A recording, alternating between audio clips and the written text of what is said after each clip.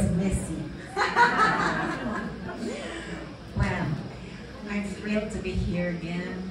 I love to see you all and learn from you all, and I come home with a lot of energy.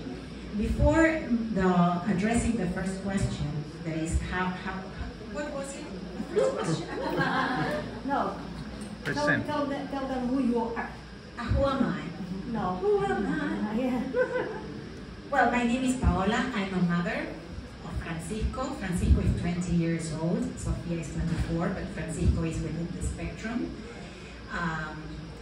Diego here, my husband, has been very important throughout all these years.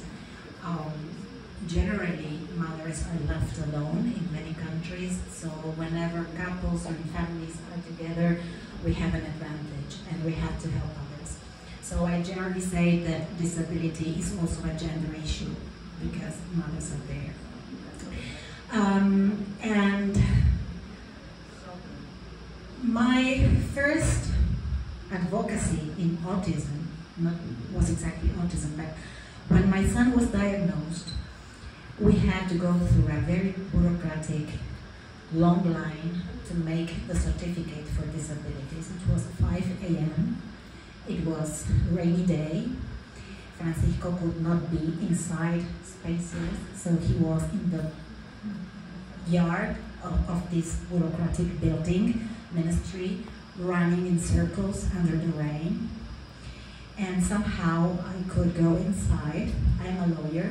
I used to be a corporate financial Wall Street lawyer in my previous life. And I was sitting there, and there were so many people with different disabilities that did not know how to fill in a form.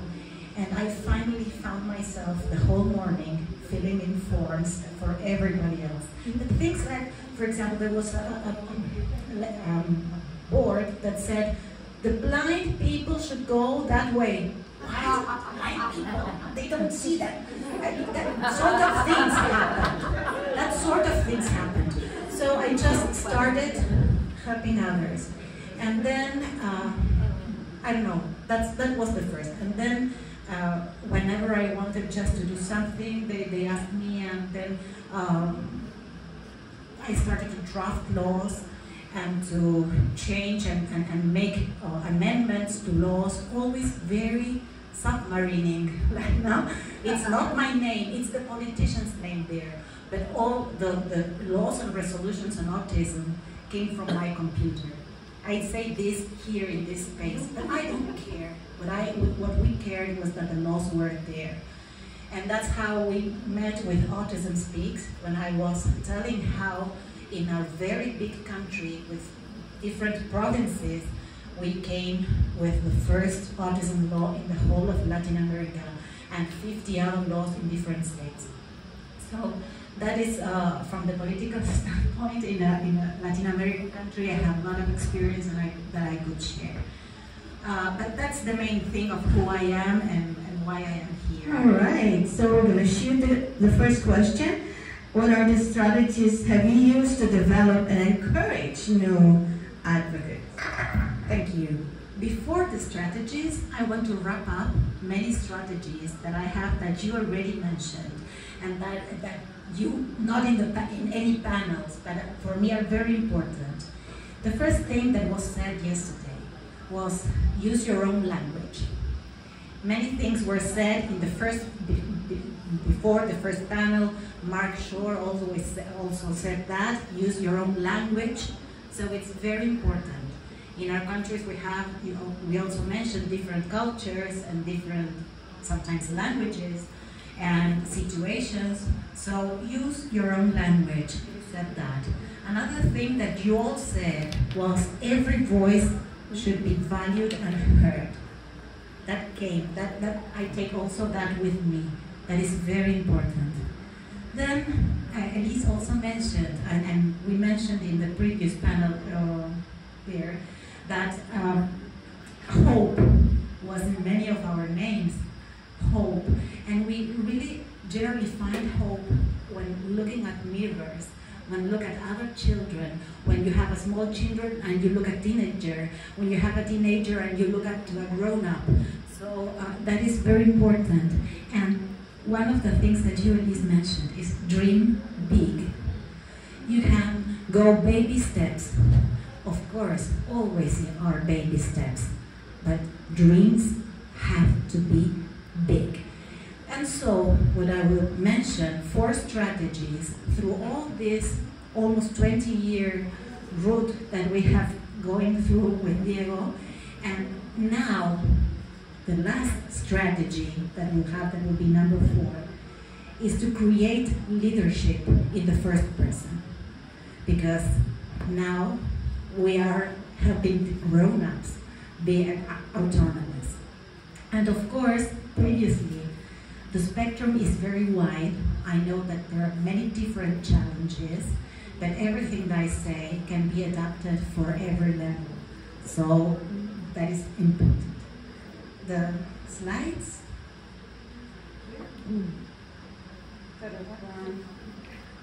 Okay, strategy 1, number 1, create a community.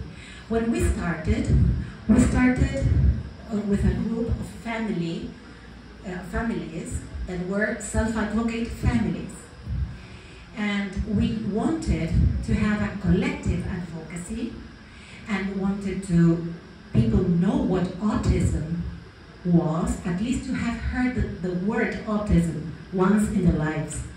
So awareness, empowerment, so that you don't have to hide your child and you don't feel awkward or ashamed. That's empowerment. And then to change the public policies. So groups of parents were devoted either to awareness, either to powerness, either to public policies, much like here my colleagues said, when you listen to other parents, when parents coach other parents, etc. All of you do that. But that was for strategy 1, creating community. And we did that using the Light It Up Blue movement, which we all know. Because in many countries, when things come from outside are better than from inside. And we know that. So this is an international movement. And we made, for example, laws that declared the 2nd of April, this is the UN Day. And that was a very simple law. But that helped us because our governments change all the time, and all the time you have to start all over again with some different people. So if you have a 2nd April, that is no important law, it's just an awareness day law, but then they can have at least one event in the year, and you don't have to start all over again explaining. So the Light It Up Blue movement was very, very important throughout the country. And you can use it. Well, and then back in 2012, in one of the cities in Buenos Aires, we were 12,000 families. 10 years later, 12,000 families. And in the other cities of the country, 5,000, 4,000, 3,000. Everybody knows the word autism in Argentina today. That is empowerment. All those families go there. That is the main part in Buenos Aires. And we had to have the same message and leave politics inside. The same message. One of the messages was the claim that we wanted our children in common schools because children with autism were not allowed to go to a common school. They were obliged to go to a special needs system. So we wanted them to go to the common school.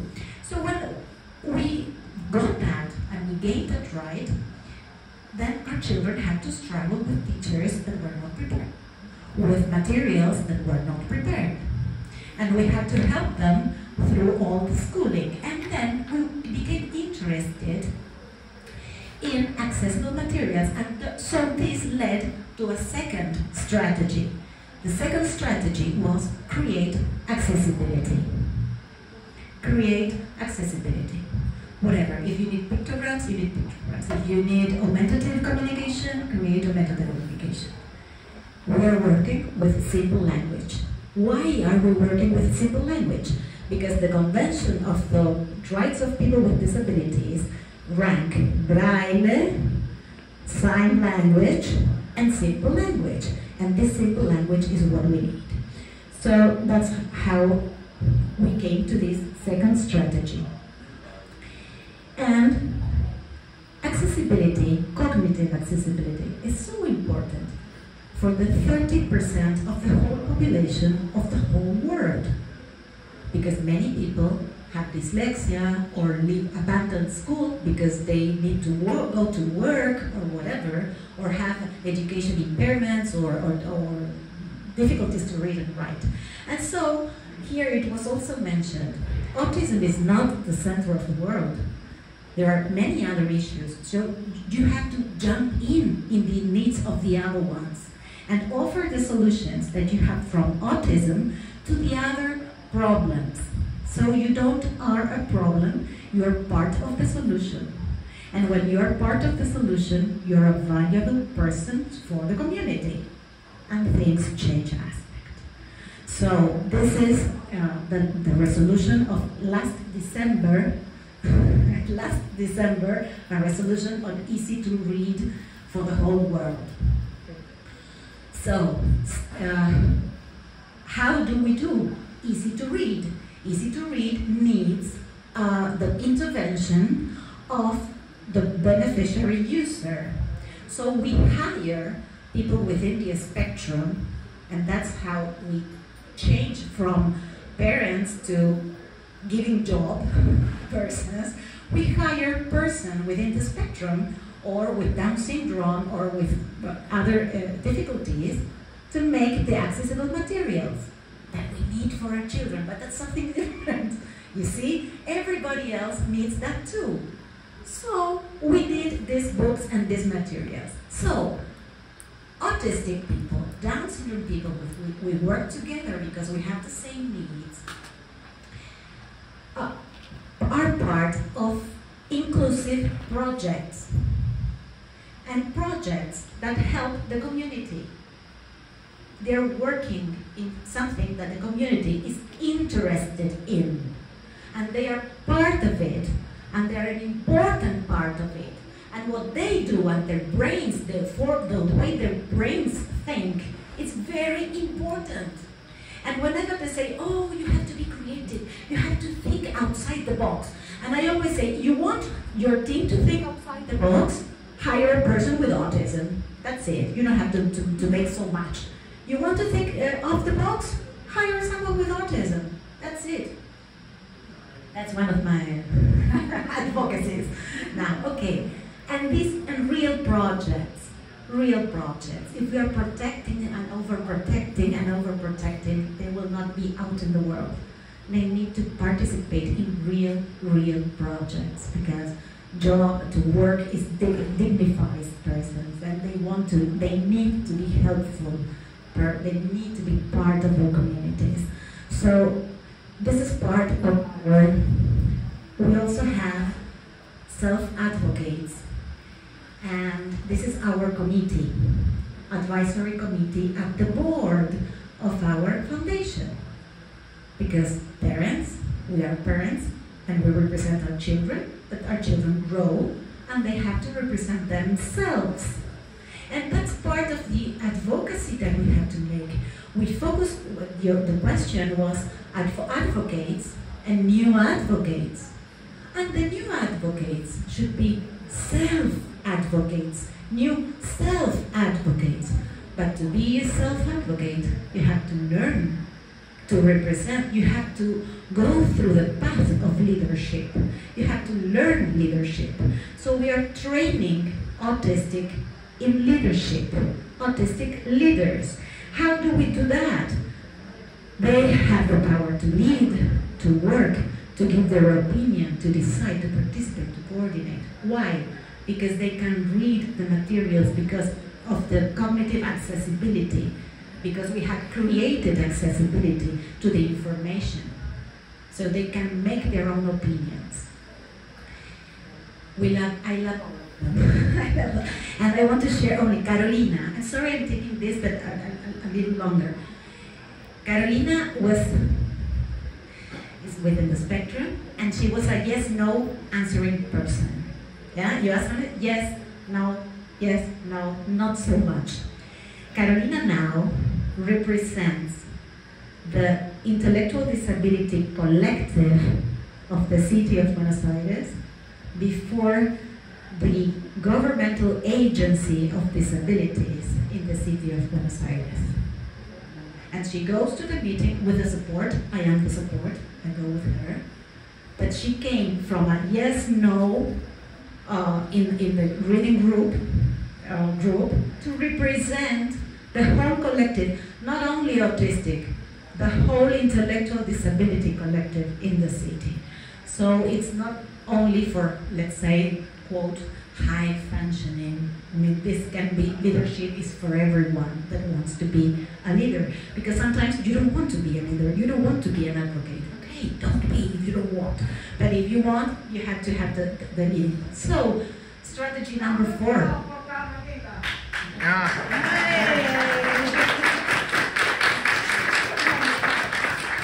So, strategy number 4, create leadership. First person leadership. You said yesterday, every voice valued and heard. Okay, every voice. I don't want to speak for my son every moment in my life. He has to speak for himself. So leadership, give a seat at the table. We created the board in our foundation, that is the Self-Advocates Board. Everything goes through them. We meet monthly with them. We listen to them, their projects, and they listen to, they know every project in our foundation. They know everything that is going on because they have a seat at the table at all levels of the project. And I stress, yes, all levels. The international investigation, yes, they are there. Because if I make the information accessible, they can understand it and they can take the lead together with me. And we make, this is when we presented the Constitution, presented books. They are speaking. You can see me that I am beside them because I'm the support. But they are speaking. They are the stars. They are the superstars. Not we. And that is very important. All levels. So, advice is, give always a seat at the table. Because if every voice should be heard, our children's voice has to be heard. Step aside. You're the parent. It's their lives. Listen to the first person voices.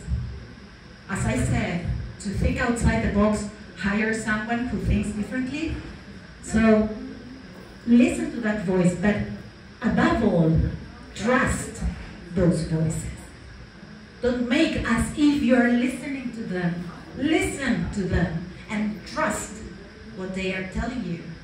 You have to trust these new leaders because nothing about them, without them, should start with us. If we are asking for inclusion, we have to be the first to include. To take your own decisions, to take our own decisions, always, anybody of us, we need information. To take our decisions and to be autonomous in our lives, we need information because knowledge is power, isn't it? So they should have the knowledge. Be generous with the knowledge. Share your knowledge and be open to new forms of experiencing life that is listening to them and trusting them. And I would like to finish what I think it's an African proverb, but I'm not certain. That is that love and knowledge are alike. Because in any of them, love and knowledge, the more you give, the more you get. That's it. Thank you. Thank you very much. Thank you very much, Paula. And I think, Paula, with that, she answered the second question, right? You know, the advice for those who want to be mentored and advocates. For me, what really stood out is be part of the solution, right? you need to be inclusive. I mean, it's not just a solution about autism, but also the others who are other having challenges and needs. And then create inclusive projects, correct? You know, you just don't have projects for the autistic individual, but also those who are maybe they have difficulty in hearing, but they're very good with the graphic designs. You know, get them in. You know, it's inclusive. The number one is self-advocates. You know, start them young, and thank you so much for that. You know, you show them how to lead, and ask them for their opinion. Make them decide, make them participate, and ask them to coordinate, you know, any project. I think those are very powerful for me. Thank you very much, and a big hand to our panel, our rock stars. Thank you.